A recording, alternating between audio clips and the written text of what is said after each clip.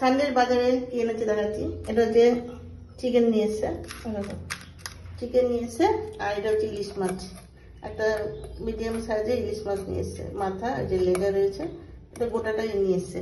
আর এনেছে যে চিংড়ি মাছ, কিন্তু ভালো করে মানে খোসা ফেলেনি, এই যে খোসাগুলো লেগে আছে, সাথে পেছনে কালো অংশটা আমাকে ভালো করে ফেলতে হবে। আর এনেছে হচ্ছে এই দেখো, আর এনেছে কই মাছ। এই মুখ দিস না, সর, বেশ বড় আছে সাইজের কোনগুলো না, এই দেখো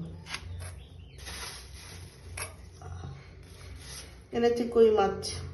এটা হচ্ছে সানডের বাজার।